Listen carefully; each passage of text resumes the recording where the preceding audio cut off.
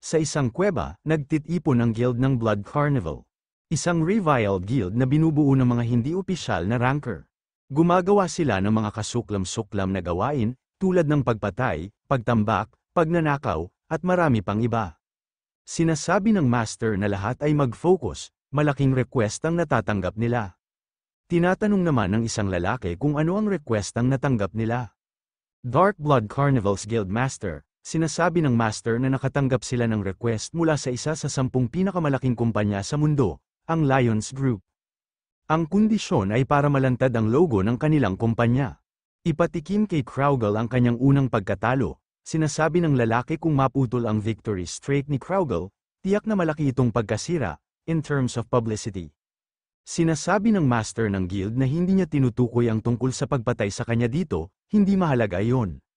Kung papatayin nila siya sa PvP event, magbabayad sila ng 3 beses, batid ng lalaki na ang bayad ay malaki. Ngunit mayroon bang sinuman sa kanila na sasali sa international competition? Dapat ba siyang pumunta? Sinasabi ng lalaki na ang lakas ng loob niya na pag nasaan ang pagkain ng iba, hindi niyo man lang madilaan ang mga paa ni Kraugle. Ang tanging may karapatang tanggapin ito ay ako. Tutal na patay niya na si Zibel noon, Tarma. Assassin, sinasabi ng master na ang unofficial ranker na nakakuha ng maraming kita sa reputasyon ng Satisfy, nagpapasalamat sila sa kanyang job na dalubhasa, para sa PK. Kung aalisin nila si Twins, sa kanilang guild at Agnes, si Tarma lang ang kayang matalo siya. Busy ang mga tao na yan sa mga walang katuturang bagay tulad ng pagpapataas ng rank na hindi magagawang manalo laban sa kanya sa isang 1v1. Sinasabi ni Tarma sa master nila kung pwede siyang humingi ng karagdagang pera para sa mga ranker na matatalo niya bago niya makaharap si Kraugle sa PvP. Sinasabi ng master na madidismaya ang Twins na wala dito. Siya ay mapagkakatiwalaan, ngunit maging maingat siya. Yung isang aakyat sa stage, hindi siya basta-basta batang ranker.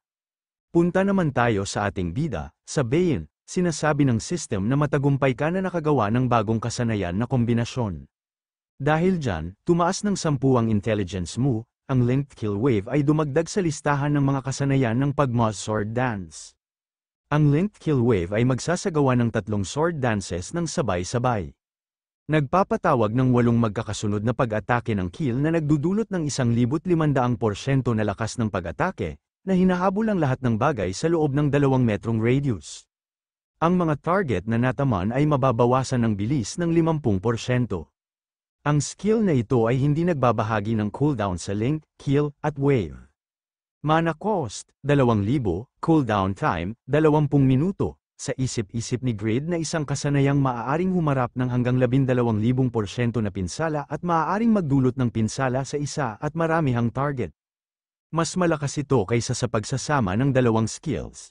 Isang kasanayan na karapat-dapat sa isang legend, umatake na si Grid at ginamit niya ang linked kill at wave. Nagtataka naman si Grid na si Doppelganger pala ang nataman niya. Sa isip-isip ni Grid na nag-cast siya ng skill para makipagpalitan kay Doppelganger. Napansin naman ni Grid na nasa taas na ang isang Grid at mabilis naman ito umatake at ginamit niya ang freely move para bumilis siya at ginamit niya ang pinnacle para atakehin ito. Nagtataka naman ang isang Grid at napahinto ito. Sinasabi ni Grid na kahit mahina ang pinnacle at ang kill, paano hindi nagbabago ang ekspresyon niya? Cool-headed ba siya? Gamit ang pinnacle kill para kopyahin ulit siya. Gumamit sila ng parehong magic missile, at nilabas nila ang lahat ng mga artifact nila. Sinasabi ni Grid na ilang beses niya ba siya gagayahin? Kung ano ang meron siya, meron din siya nito, pareho sila na may kamay. At least mapipigilan niya siya sa paggamit ng mga ito. Nag-clash na ang mga parehong god hand nila, nagtataka at sinasabi ni Grid na iba ito.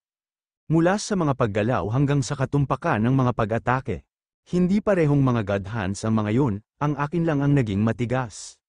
Simple pag-atake lang at simple pag-blocks lang ang maaaring gawin ng sa kanya. Ganap na iba ang kanilang mga galaw, level 2 intermediate sword mastery lang ay hindi banta sa kanya, pero hindi niya akalain na habang naglalaban sila, maaaring magbigay ito ng precise order.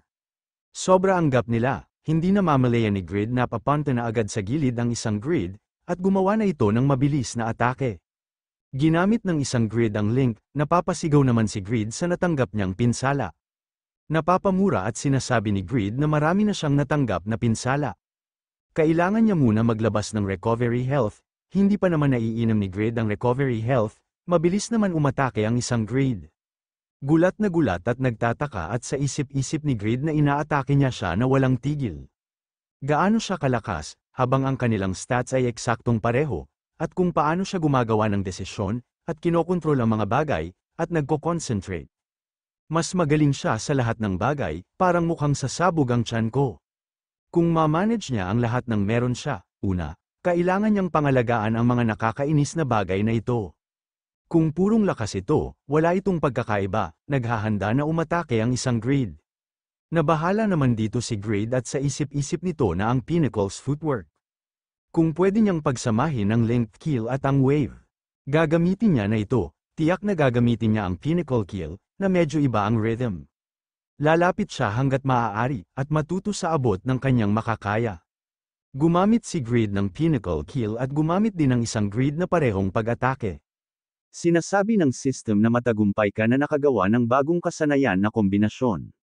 Dahil dyan, tumaas ng 10 ang intelligence mo. Nadagdag ang Pinnacle kill sa listahan ng mga skill ng Pagma Sword Dance.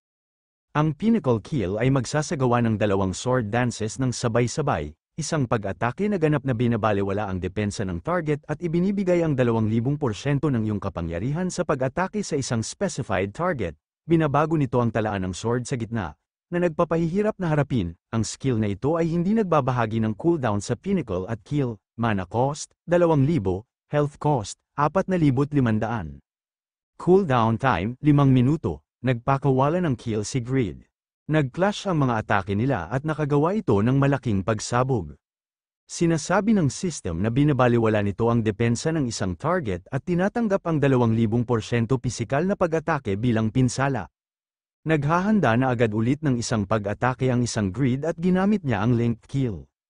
Tinamaan si Grid at nagtataka at sa isip-isip nito na halos hindi niya nagawang kopyahin ang kanyang kakayahan. Nakaranas din siya ng damage, pero nakagamit siya agad ng ibang skill. Masyado siyang mabagal, ang tanging paraan para mapabagal niya siya. Hindi pa natapos magsalita si Grid, inatake na siya agad nito. Napahinto ang isang Grid at nagtataka ito. Nakangiting sinasabi ni Grid na nagawa niya pang mabuhay. Nagpapasalamat naman si Grid kay Noe. Sinasabi ni Noe na siya ay galing sa impyerno. Siya ang Great Demonic Beast. Ang lakas ng loob niya na hawakan siya. Sumisigaw at galit at sinasabi nito na hindi siya sibilisado. Gumamit si Noe ng Soul Ingestion. Ang Soul Ingestion ay kakainin ng kalahati ng pinakamataas na stat at ibibigay ito sa may-ari. Dahil sa epekto ng Soul Ingestion, tataas ng 1,408 ang iyong strength ng 1 minuto.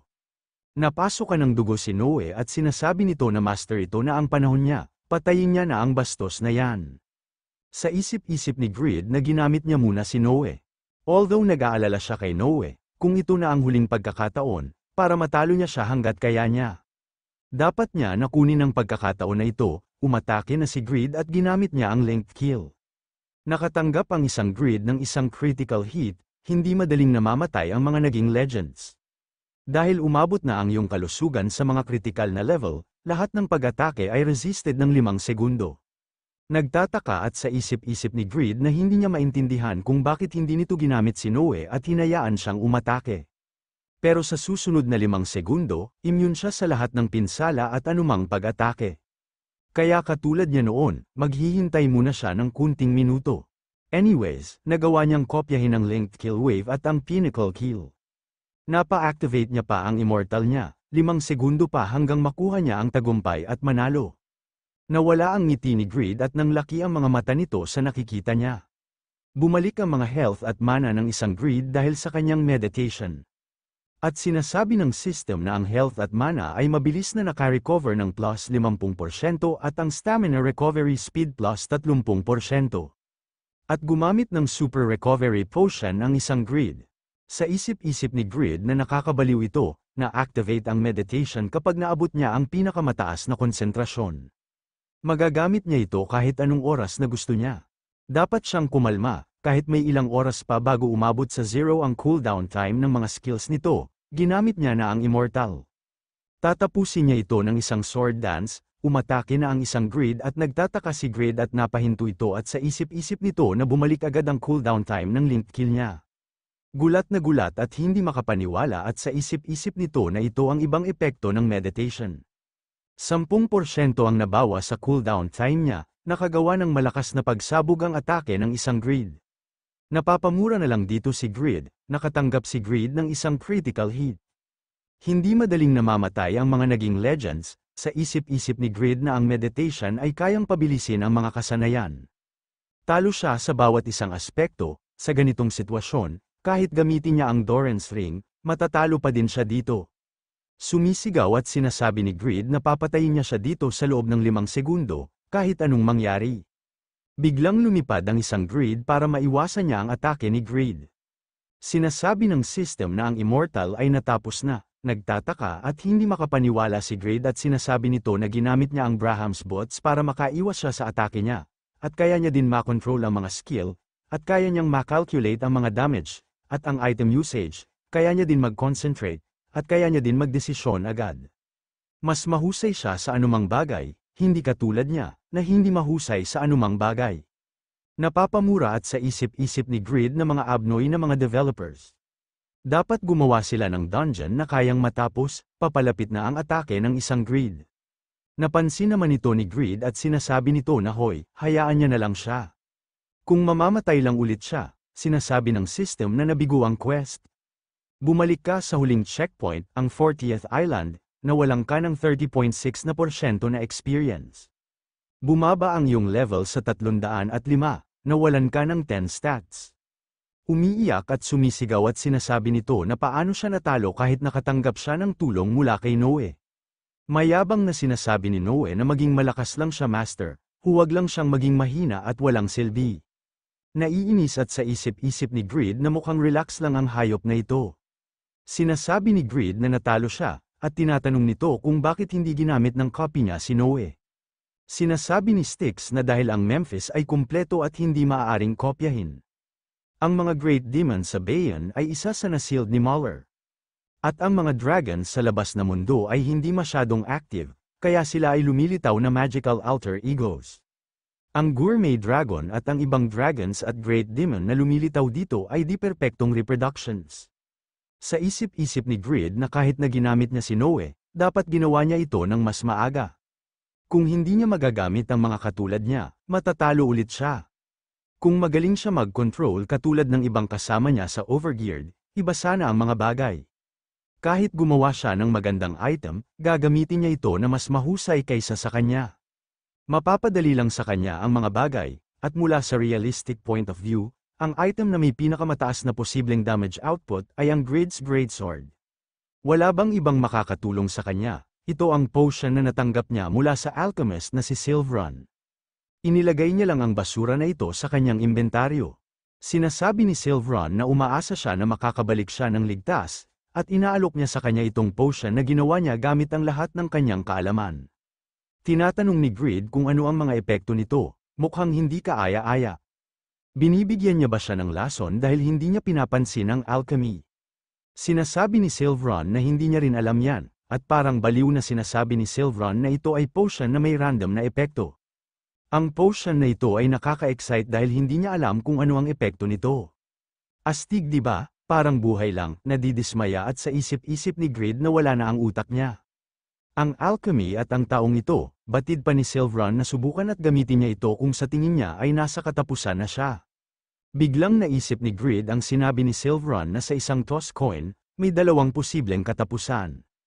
May isang mananalo o may isang matatalo, ito na ang nag-iisang paraan para manalo siya. Nagtaka naman si Styx sa reaksyon ni Grid at tinatanong nito kung may naisip na ba siyang paraan. Nang laki ang mga mata ni Grid at may malaking ngiti sa kanyang bibig at sinasabi nito na natalo siya dahil nawala ang kanyang swerte. Kung maglalaro pa siya ng isang beses, sa tingin niya mananalo na siya. Sa isip-isip ni Grid na gagamitin niya ang potion na ito bilang ingredients para magbago ang sitwasyon. Hindi niya lang alam kung magiging maganda o magiging masama ang mangyayari. Sinasabi ng system na ang bilang ng item na blueprints na pwede mong gawin ay nasa 8 na lang. Sa isip-isip ni Grid na ang pangunahing epekto ay magiging random na epekto, at para tumaas ang efficiency nito, ito ay may high accuracy. May perpektong hugis na lalabas sa mukha nito at ang hindi kas-iya siyang ekspresyon. Ito ay Russian roulette, mamamatay ang malas, inutusan ni Grid ang God Hand na buksan ang apoy sa pugon. Umabot na ng gabi si Grid sa paghahanda, at kinabukasan pumasok na siya sa 41st Island, tumatawa at sinasabi ni Grid na malamang kanina pa siya naghihintay. Siguro pagod na siya dahil laging na lang siyang panalo, napatitig na lang ang isang Grid at nagtataka. Sinasabi ni Grid na para hindi siya maboring nagdala siya ng kaibigan, kaya siguraduhin niyang batiin siya at magsama-sama sila na mag-ingat. Ito ang Motley Flail. Pinaikot-ikot na ni Grid ang Motley Flail. Motley Flail, rank, unique, attack power, 143 hanggang 171. Isang espesyal na epekto ang magaganap sa tuwing matatamaan ang target. Unpredictable ang epekto, ito ay mabilis na tataas ng 150%. Walang kasiguraduhan kung paano magbabago ang kalagayan ng grain. Mga kagamitan sa pagsasaka na dinisenyo ni Grid na ipinanganak na muli bilang legend. Ito ay gawa sa solid black iron wood at may sobrang durability at attack power. Ito ay nasa level na matatawag na sandata, ganung paman, hindi garantisado ang mga epekto dahil sa impluwensya ng secret remedy ni Silvron. Gamitin ito ng may pag-iingat. Sinasabi ni Grid na ginawa niya ito gamit ang kahoy mula sa dark steel tree, na madalas na tinatawag na bending tree, salamat sa great consistency at elasticity nito. Nilagay niya pa ang potion ni Silvrons, sa kabila ng paggamit ng lahat ng mga rate na bagay, 2 unique lang ang nakuha niya. Ito ay nakakainis, dapat niya bang ibigay ang isa kay Piaro? Sa isip-isip ni Styx na naalala niya ang sinabi ng pagma. Na may limitado ang creation, sinasabi niya na dapat gamitin ito sa huling pagkakataon at sa magandang bagay. Nagtataka at hindi makapaniwala si Styx at napapamura pa ito at sa isip-isip nito na gumawa siya ng farming equipment sa ganitong importanteng abilities. At Motley Flail, ang pangalan nito, bakit nasasaktan na naman ang puso niya? Kahit ikasyam na creation item ito, isang bagay na may random effect. Ang AI ay naghahangad ng maximum efficiency, kaya ito ay nagpapahayag na isang hindi mahusay na kagamitan. Nakangiting sinasabi ni Grid na nagulat ba siya ang legendary blacksmith, na lumikha ng isang bagay na ito na kakaiba. Tumaya sila at tingnan kung sino ang mas malas, nauna na umatake ang isang Grid at ginamit niya ang pagma-sword dance link. Tinamaan si Grid at napapasigaw ito sa nakuha niyang pinsala. Sinasabi ni Grid na masakit, pero hindi niya ito ibablock. Terra na sa isa't isa, siya muna. Tapos sunod siya, kahit na ang lakas ng pag-atake ay hindi mahusay, sigurado siya ang tunog na ito ay maiinis siya. Sa isip-isip ni Grid na ang mga debuff ay malamang na mabawasan ang kanyang resistant, ngunit kung siya ay makakuha ng isang buff, ito ay masama. Ngunit kung makakakuha siya ng isang epekto, na binabawasan ang kanyang kalusugan sa isa, o nagpapataas ng kanyang timbang sa 100 tonelada. O baka isang physical effect na hindi niya magagawa. Sinasabi ng system na na-activate na ang epekto ng Motley Flail. Madodoble ang attack power ng target sa 10 segundo. Tinamaan na naman si Grid sa pangalawang pagkakataon. Naiinis at sa isip-isip ni Grid na paano nagbibigay ng isang normal na pag-atake na ganito kalakas na pinsala sa isang kasanayan. Kahit malas man siya, masyado naman ito kung madodoble ang attack power niya. Sinasabi ng system na na-activate na ang epekto ng Motley Flail. Nakuha ng target ang abnormal status effect na silence. Resisted ito ng target, sinasabi ni Grid na sa pagkakataong ito ay malas siya. Bawat hit ay may isang ticket, kailangan niya umatake hanggat maaari. Umatake na si Grid at ginamit niya ang Blacksmith's Rage. At ang quick movement para mas bumilis pa ito, sinasabi ng system na na-activate na ang epekto ng Motley Flail. Ang maximum na HP ng target ay na-triple sa loob ng 10 segundo. Patuloy naman ina-activate ni Grid ang Motley Flail at sumisigaw ito na isa pa. Ang skill damage ng target ay nagdudulot ng 20% higit pang pinsala sa loob ng 10 segundo. Gumamit si Grid ng Black Transformation at sumisigaw at sinasabi nito na isa pang hit. Hindi mahalaga kung paano niya kinakailangan mag-scratch ng isa pang ticket. Sinasabi ng system na na-activate na ang epekto ng Motley Flail. Isang magic shields na apply sa target, nagtataka at galit at sumisigaw si Grid at tinatanong nito kung bakit siya lang ang nakikinabang. Hindi namamalaya ni Grid na tinamaan na siya ng isang pag-atake at nakatanggap ito ng critical hit. Sinasabi ng system na hindi madaling namamatay ang mga naging legends. Dahil umabot na ang iyong kalusugan sa mga critical na level, lahat ng pag-atake ay resisted ng 5 segundo. Sa isip-isip ni Grid na tumatawa ba siya? Ang Abnoy na yan. Dahil maswerte siya, ilang beses na siyang nakahandang mamatay, pero hindi siya umiiwas. Sobrang malas niya na kahit ang AI ay nalalaman ito. Sinasabi ng system na ang Immortal ay natapos na, sa sobrang inis na pasabi na lang si Grid na tapos na. Susugal na lang ulit siya bukas, sinasabi ng system na na-activate na ang epekto ng Motley Flail. Ikaw at ang iyong target ay nag-switch ng HP, nagtataka ang isang Grid kung bakit siya napasukan ng dugo. Hindi naman makapaniwala si Grid na ang lumabas sa huli ay isang jackpot. Tumatawa ito at abot langit ang kanyang tawa at sumisigaw ito at sinasabi na ito ay jackpot. Naglabas ang isang Grid ng isang great potion at naiinis at hindi makapaniwala sa mga nangyayari sa kanya. Mabilis naman nakita ito ni Grid at biglang niya ito sinipa at nabitawan naman ito ng isang Grid, ang hawak niyang potion. Sinasabi ng system na ang isang Grid ay nakatanggap ng isang critical hit. Hindi madaling namamatay ang mga naging legends, dahil umabot na ang iyong kalusugan sa mga critical na level, lahat ng pag-atake ay resisted ng 5 segundo. Pasugad na si Grid at sinasabi nito na 5 araw na siyang nakastock dito. Matagal na yun, hindi niya inaasahan na may jackpot sa unang araw. Parang pati ang langit ay napansin kung gaano siya naging malas. Hindi niya siya bibigyan ng pagkakataon na gamitin ang meditation tulad ng dati. Gumamit ang isang Grid ng pag-Moz Sword Dance at Link Kill Wave.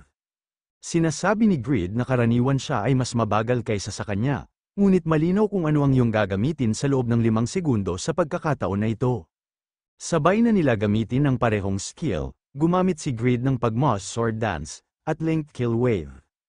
Nag-flash na ang kanilang mga atake at gumawa ito ng malakas na pagsabog. Sinasabi ni Grid na sa tingin niya ba na masisira niya ito gamit ang Black Transformations at ng isang Sword Key.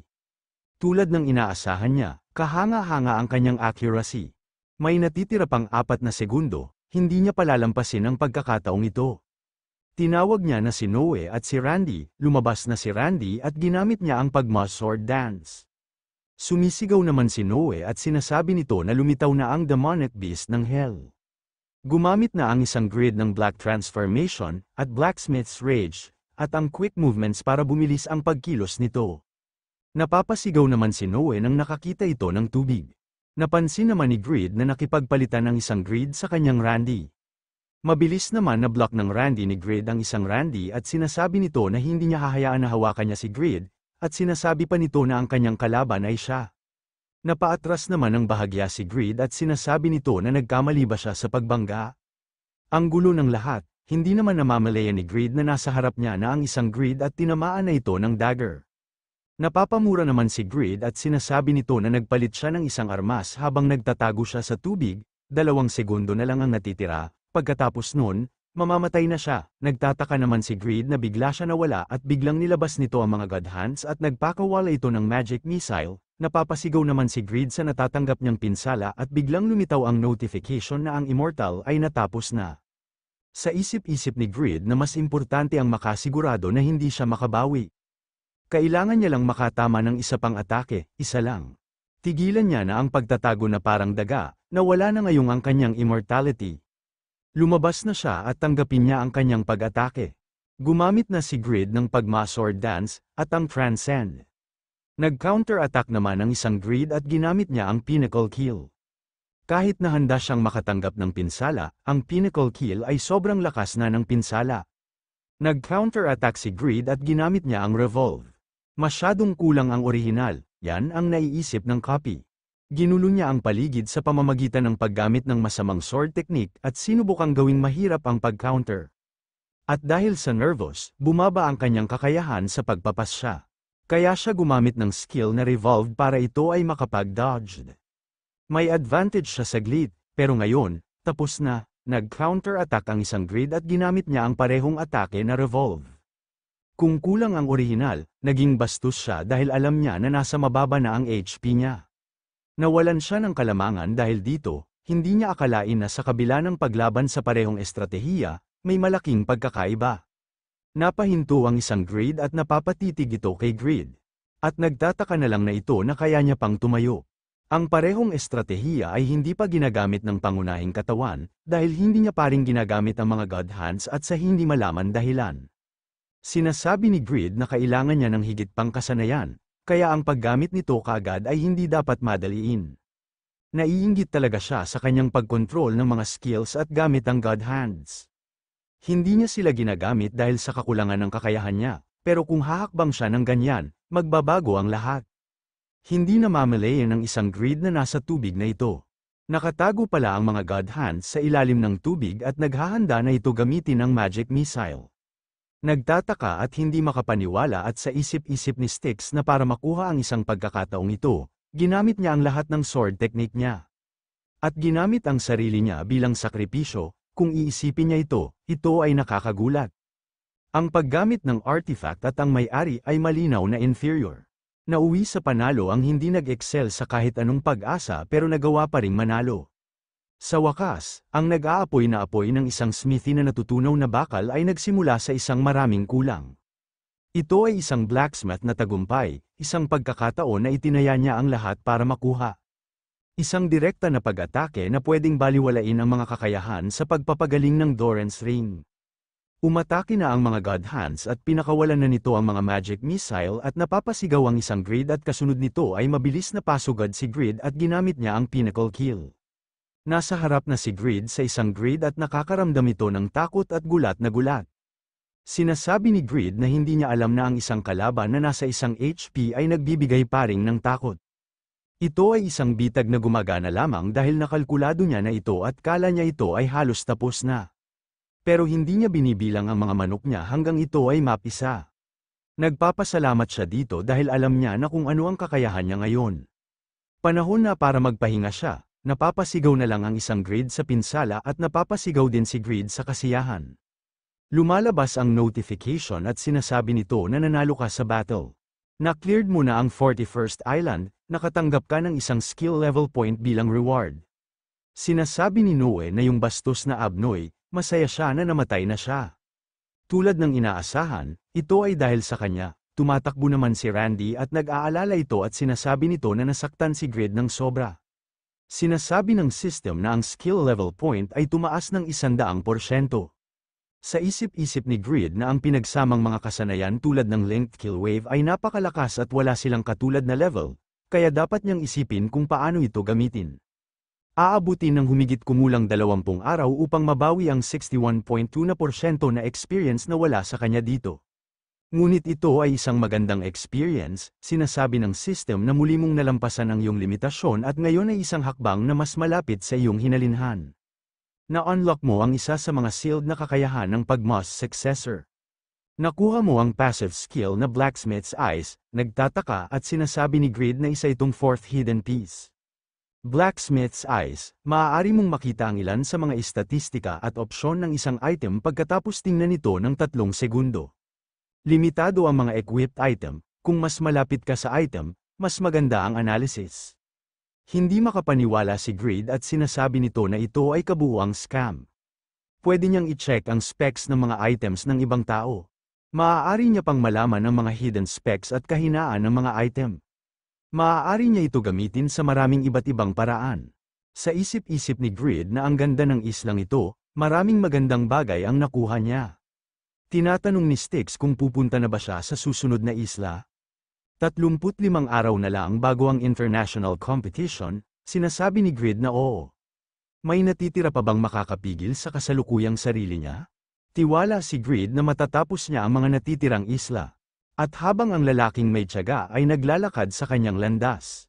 Sa Sword Grave, maririnig nating na may tao na umuubo sa paligid.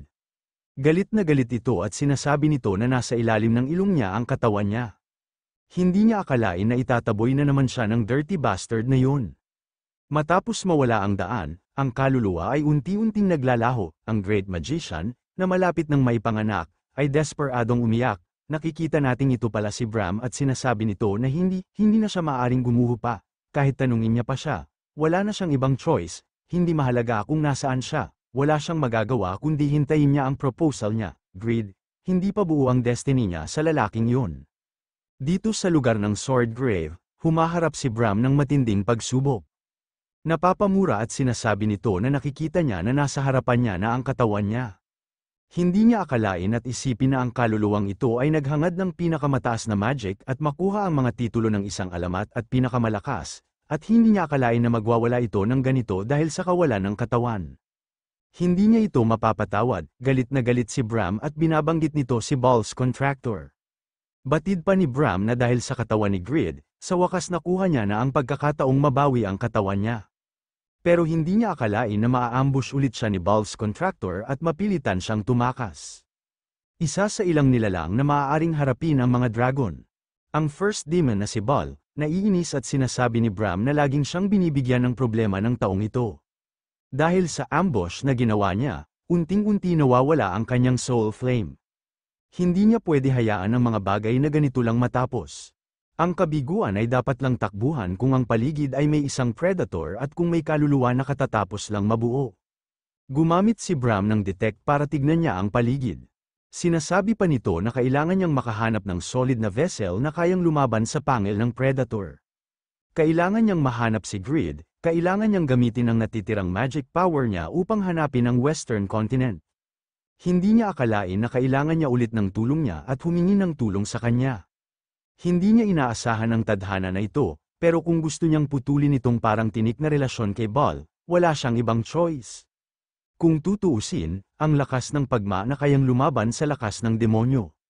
Sa Giant Guilds, sa Pedro's territory, napapasuntok at napapamura si Chris sa pader at naiinis na sinasabi nito na hindi niya akalain na magkakagulo dahil sa isang tulad ni Zibble. Kahit nakalaban niya si Piaro, iisa lang ang pagkakaiba nila. Magaling lang siya sa politika. Nung reunion ng Seven Guilds, nagpakalat siya ng mga sabi-sabi na may alyansa siya kay Grid. Hindi niya akalain na itutulak niya siya, para lang mapabuti niya ang kanyang katayuan. Gusto niyang harapin siya at sirain siya ngayon, pero nahihirapan pa rin ang Pedro territory dahil sa paglaban sa mga golem invasion, kaya imposible pa rin ito. Nahihirapan pa rin ang kanyang guild at naging sentro pa ito ng Seven Guild Alliance. Baka ito pa ang dahilan para sila pa ang maipit, kailangan niya ito pag-isipan ng mabuti. Kung makompromiso ang posisyon ng guild, mawawalan sila ng pera at maraming pagkakataon. Dapat gumawa sila ng paraan, sa sitwasyong ito, ang tanging bagay na nagpapanatili sa kanila ay ang umaapaw na kanyang kakaibang second-class tyrant. Sa international competition, sisirain niya si Zibble at ang iba pang guild. Ipapakita niya sa kanila kung gaano kalakas ang isang player na may dalawang job. Hindi niya alam na may ibang tao, ang unang tao na may dalawang job. Nakikita nating si Huroy na inaatake ng mga aso-ulol, at napapasigaw ito sa natatanggap niyang pinsala. Hindi niya akalain na ang ika-31 na isla ay magkakaroon ng isang lumang sugat mula sa likod kapag siya ay nasa level 73. Inabot siya ng 4 na buwan para matalo ang 13 sa mga kulay gray na lobo na ito. Dahil lumaban siya gamit ang isang maikling espada at isang libro, maraming beses siyang namatay habang sinusubukan ito. Dahil wala siyang dissenting offensive attack, ang mga asong ulol na ito ay parang bangungot para sa kanya. Hanggang makuha niya ang unang ikalawang klase ng mundo, ang Apostle of Justice's partner, at ang kanyang mga kakayahan sa paglaban ay ang pinakamasama. Lubos niya na nakalimutan ang mga panahon na ito, dumaan din ba ang Panginoon niya sa ganitong lugar? Hindi niya maiwasang humanga sa kanyang kadakilaan. Kaya lang, bilang kanang kamay ng kanyang Panginoon, hindi niya hahayaan na pigilan lang siya ng pagsubok na ito. Sinusubukan na ni Huroy na bulihin ang mga asong ulol at sinasabi nito na nakita niya kumakain ng fresh na tae ang tatay niya nung isang araw. Sa real world sa bahay ng president, sinasabi ng supercomputer na si Morpheus na ito ang resulta mula last week. Ang overgeared members ay kasalukuyang nakumpleto na ang 30 isla. Gusto mo bang tingnan? Sinasabi ni President Lim na hindi na kailangan, maliban sa kanila. Ano na ang resulta mula sa 41st Island Quest mula kay Greed? Mula sa data ni Z10B005, at tinatanong pa ni President Lim kung tama ba ito? May bug pop-up ba habang abala siya sa business trip na yun? Sa isip-isip ni President Lim na kahit siya ang lumikha ng mundo ng Satisfy, kalahati ng pagmamahala ay ginawa ni Morpheus. Kaya paano may nangyari na ganito? Sinasabi ng supercomputer na si Morpheus na ang Z10B005 case ay hindi bug. Dahil hindi ito manlalaro, at hindi na-apply dito ang rules. Sa isip-isip ni President Lim kung yun ang kaso, walang katotohanan ang data na ito. Dapat pagkatapos mamatay dapat nawala na ito, nahulog sa impyerno ang clone ni Grid matapos mamatay dahil gumamit ito ng Black Transformation. Hindi niya akalain na magiging isang malayang nilalang siya ngayon at manirahan sa impyerno kahit matapos na ang Black Transformation. Sinasabi ni President Lim na nagplaplano siyang magpahinga sana ngayon, pero hindi niya akalain na may surprise gift. Parang hindi siya makatulog, ang mga bagay sa impyerno ay magiging interesado. Kahit na ang orihinal ay hindi ito magagawang isipin, at kung ano ang pagdadaanan ng kanyang clone sa impyerno. Sinasabi ng system na nakapasok ka na sa 51st Island. Sinasabi ni Styx na ang 40th hanggang 49th Islands ay mahusay, ngunit ang mga halimaw ay lumalakas ng husto mula noong ika-49. Sumasang-ayon naman dito si Grid at batid pa nito na ang mga halimaw na nasa level 55 na mas mataas kaysa sa kanya, sa paligid ng 360 hanggang 370, ay nagsimula ng lumitaw. Sa isip-isip ni Grid na kaya niyang hanggang 5 ng sabay-sabay, pero sobrang bagal ng paghunting. Nagpapasalamat siya sa Tiramets shoulder guards, ligtas siyang nakadaan dito. Pero baka hindi niya ma-clear ang archipelago bago ang international competition. Siya ay umaasa para sa isang fog island upang taasan ang bilis ng paghunting, ngunit sa tingin niya ay makakakuha siya ng isa pang pangunahing isla. Ito ay malas, meron siyang 18,851 na challenger points, para makabili siya ng Weapon Mastery Skill Book at 51 elixirs. Ang 51 na elixirs ay nagkakahalaga ng 51 na level. Tulad ni Piaro, kaya niyang gawing 1:1 ang ratio ng strength at agility. Sinasabi ng system na ang isang quest ang nabuo, 51st Island, pumatay ng 10 gold crown sa loob ng 20 minuto. Unang clear reward, 1,900 challenger points, sinasabi ni Grid na mga gold crown. First time niyang marinig ang tungkol sa kanila, masaya siya na ang oras na ito ay attack mission, nagmamadali na siya sa pagkakataon na ito. Nagmamadali naman si Stick na umalis malapit kay Grid at batid nito na aalis na muna siya dito Mr. Grid, mag-ingat siya dito. Umatake na ang isang gold crown at nagulat dito si Grid at sinasabi nito na ang lakas. Ang isang pangunahing pag-atake ay halos kasing lakas ng pinsala sa isang kasanayan. Kung nakatanggap siya ng direct hit, baka makaramdam siya ng pagkahilo. Umatake na si Grid at ginamit niya ang pagma-sword dance, heal. Kill level 6, deal 1,800% physical damage sa target. Nagbibigay rin ito ng pagdugo at desperasyon, kailangan ng mana, 1,000, hit cost, 20% ng iyong kasalukuyang HP, cooldown time, 6 na minuto at 20 segundo. Nakangiting sinasabi ni Grid na pero hindi mahalaga kung gaano kalakas ang mga basura. Kasi basura lang yan sa harap ng kapangyarihan niya. Nagbigay ka ng isang pinsala sa target, hindi namamalayan ni Grid na tinamaan na pala siya ng atake ng Gold Crown at sinasabi ng system na nakatanggap ka ng 6,360 na pinsala. Nagtataka at nagpapasalamat na lang ito sa kanyang mga titles at Tiramets shoulder guards, at sinasabi nito na nasa 63,000 na ang kanyang HP. Hindi niya akalain na 10% nito ang mawawala ng kanyang HP sa isang basic attack. Ang mas nakakalurky at nakakaloka pa ay isa lang na pag-atake ang pinakita ng kill na nasa level 6 na. 60% ng mga halimaw mula sa 40th hanggang 49th Islands ay agad na binaliwala ang kill. Mayroon ba silang malakas na physical damage resistant, at dapat meron din silang resistant sa abnormal status, kailangan niya ito ma-check, naghahanda na si Grid umatake at ginamit niya na ang Pinnacle level 3, deal 780% pisikal na pinsala. Hindi pinapansin ang depensang 62% ng target, nagtataka at hindi man lang nagalusin ang Gold Crown sa ginawang pag-atake ni Grid, at sinasabi ng system na nakapagbigay ka ng isang pinsala sa target. Naiinis at hindi makapaniwala si Grid at sa isip-isip nito na hindi niya akalain na isa lang ang pinsala na nagawa niya sa Pinnacle at binabaliwala ang depensa ng isang target. Parang hindi gumagana ang physical damage sa kanila. Karamihan sa mga halimaw na ganito ay mahina sa mga magic. Kaya kadalasan, matatalo sila ng isang magician, pasugad na ang mga Gold Crown at ginamit ni Grid ang mga God Hand at nagpakawala siya ng Magic Missile. Magic Missile, Enhanced Level 2, nagbibigay ang iyong kasalukuyang magic power bilang pinsala. Binabaliwala nito ang magic resistance, nakangiting sinasabi ni Grid na ito ay isang logic, na hindi naangkop sa kanya. Hindi namamalayan ni Greed na tinamaan na siya ng pag-atake ng kalaban. Dahil inuuna niya ang trash talk, na-comeback tuloy siya. Sinasabi ng system na nakagawa ka ng isang pinsala sa target. At nakatanggap ka ng 6,160 na pinsala, hindi makapaniwala si Greed at napatulala at sa isip-isip nito na ano ang nangyayari. At hindi makapaniwala na may magic resistant ang halimaw.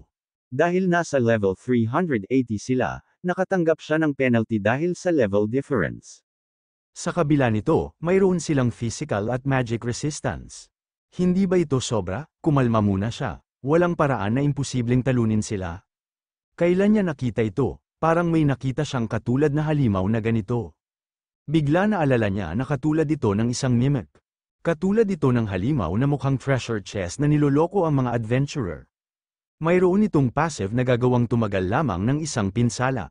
Walang gaanong health ang halimaw na yun, kaya naman, pagkatapos ng maraming pag-atake, maaari niya itong matalo. Kung tataasan niya ang kanyang distansya at matalo sa isang pag-atake, ito ay tuluyang matatapos. Ginamit ni Greed ang Pagma Sword Dance, na Link Level 7, nagbibigay ito ng 800% pisikal na pinsala sa kalaban sa pamamagitan ng maraming pag-atake. Maraming nag-pop up sa notification na sinasabi na nagbigay ka ng isang pinsala sa target. Sa isip-isip ni Greed na sa pamamagitan ni Iarot at ang skill na Link, pwede itong magkonekta ng hanggang 25 hits. Higit pa dyan, ang extra effect ng linked attacks, na matigas, ay na-apply. Sa tigas ng kanilang mga katawan, gagamitin niya ang mga God Hands. At gagamitin niya ang consecutive stabang na natutunan niya habang ginagawa ang Reserve Forces training. Pagdudugtungin niya ang maraming pag-atake, kung gayon. Hindi namamalayan ni Greed na inatake na siya at sa sobrang lakas tumalsik ang mga bato. Napapaubo na lang ito sa mga natatanggap niyang pinsala at napapamura na lang ito at sa isip-isip nito na hindi ito pwede. Hindi mahalaga kung gaano niya sila inaatake, at lahat ng ito ay walang gumagana. Kakasimula niya palang mabawi ang experience na nawala dahil sa kanyang clone, kaya hindi na siya maaaring mamatay muli. Kailangan niya na bang tawagan sina Randy at Noe at sumuko sa misyon, at para makasurvive. Ang paggamit ng 3 minuto para sa isa ay marami na, kaya paano niya gagawin ang 10 sa loob ng 20 minuto? Paano magkakaroon ng mga basura na may physical at magic resistant? Sila ay mga bastos at mga scammer, napatingin silang lahat sa taas at may nagsalita at sinasabi nito na hindi ito kapanipaniwala. Gayunpaman, gaman ang pakiramdam niya at nakikita niya na mukhang nakakaawa pa rin siya. Gulat na gulat si Greed at hindi ito makapaniwala na makikita niya siya. Si Bram pala ang dumating at sinasabi nito na sigurado siya na sapat na ang oras ang lumipas. Kaya bakit niya pa rin pinanghahawakan ang mga walang kinang nakakayahan? Mabilis na tumakbo si Greed sa mga gold crown at tinatanong nito sa isip niya kung bakit ganyan ang mukha niya. Hindi pa ba niya nababawi ang katawan niya? At tinatanong niya sa isip niya kung bakit nandito siya. Nakangiting sinasabi ni Bram na gayunpaman, ipinagmamalaki niya na nagawa niyang makarating dito bilang Pagma successor. Nag-e-enjoy ba siya sa maliit na palaruan ng Pagma? Habang binablock ng mga God Hand ang mga pag-atake ng mga kalaban, at nagtataka naman si Greed sa sinasabi ni Bram na isa itong playground ng Pagma. At sa isip-isip nito kung anong ibig sabihin niya. Hindi ba ito ang Hall of Fame para sa mga dating legend? Sinasabi ni Styx na mahigit 200 taon na ang lugar na ito. Kung ganon, hindi tugma sa panahon ng Pagma, napatigil si Greed at naalala niya ang sinabi ni Styx na 77 taon na ang nakalilipas, nang bumalik siya sa lugar na ito, nakita niya daw na sira ito at nabago, at dahil sa pakikialam ng isang tao. Ang tinutukoy ni Styx ay ang Bayan Archipelago bilang kontaminadong Hall of Fame. Huwag niyang sabihin na ito ay katulad ng sinasabi ni Bram. Ito ay playground na ginawa ng Pagma. Si Pagma ang nagkontamina ng Bayan, sa tuwing may naririnig siya tungkol kay Pagma mula sa Bastard at Abnoy na yun, hindi ako komportable. Sumisigaw at galit at sinasabi ni Greed na huwag niya siyang pakialaman sa walang kwentang kadaldalan niya. Hindi niya ba nakikita na nahihirapan siya, nadidismaya at sinasabi ni Bram na alam niya na wala siyang alam, pero wala bang laman ang bungo niya? Ang gold crown ang tinutukoy nila. Napatanto at napatingin tuloy si Greed sa ulo ng mga halimaw at nakita niya dito ang nakasuot na korona sa kanilang mga ulo. Agad-agad niya ito inatake at napapasigaw ito, nakatanggap ng 5,900 na pinsala ang target. At sa isip-isip ni Grid na gumana ito, pero may natitira pang 12 minuto at 59 na segundo na lang. Nasa level 380 sila, kaya imposible na mahunting sila sa loob ng 10 minuto na oras na natitira. Biglang nagsalita si Bram at sinasabi nito na tigilan niya na ang pagrereklamo. Mayroon siyang solusyon para sa kanya, napatigil naman dito si Grid. At nakangiting sinasabi ni Bram na tanggapin niya ulit ang kanyang kaluluwa. Hindi katulad ng dati, medyo magtatagal pa ang little bonding session nila sa oras na ito. Ngunit ang kanyang kasalukuyang krisis ay malulutas sa isang kisap mata. Sinasabi ng system na may isang quest ang nabuo, Great Magician of Legend, Hidden Quest, nabigo si Bram na mabawi ang kanyang katawan. Pinili niya ang iyong katawan bilang ligtas na lugar upang mabawi ang kanyang magic power. Kung matatanggap mo siya, ikaw ay magkakaroon ng makapangyarihang magic, quest reward, plus 50% Braham's favorability, quest reward 2, legendary second class, legendary great magician. Nang laki ang mga mata ni Grid at hindi makapaniwala sa makukuha niyang rewards.